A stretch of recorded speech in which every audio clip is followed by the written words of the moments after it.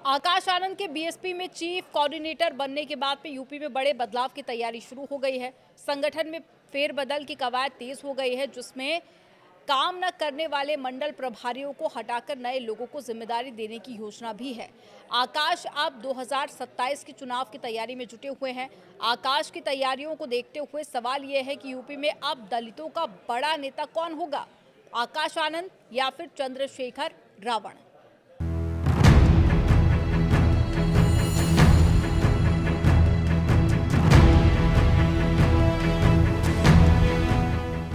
UP में 2027 में विधानसभा चुनाव होने वाले हैं। चुनाव में करीब 2 साल का समय है, लेकिन बीएसपी इस बार बड़ी तैयारी में जुटी है। बूथ स्तर पर बीएसपी अपनी तैयारियां मजबूत करने में जुटी है। विधानसभा और बूथवार संगठन को मजबूत करने में आकाश आनंद लग गए हैं। मंडल स्तर पर 3 से 4 प्रभारियों को जिम्मेदारी देने की बात चल रही है। आकाश आनंद के सामने कई सारे चैलेंजेस भी रहेंगे।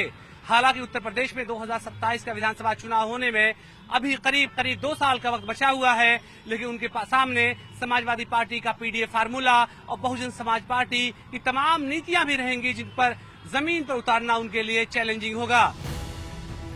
आकाश आनंद चाहते हैं कि पार्टी में नई ऊर्जा फूंकी जाए, इसलिए बीएसपी में कई बदलाव किए जा रहे हैं। समाजवादी पार्टी के पीडीए फॉर्मूले और बीजेपी की सत्ता, दोनों से आकाश आनंद को लड़ना होगा।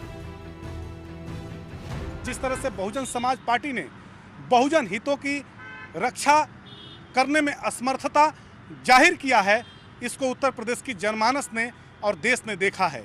भारतीय जनता पार्टी की नीतियों के सामने घुटना टेक देने वाली बहुजन समाज पार्टी अब बहुजन समाज के हितों की रक्षा नहीं कर पाएगी।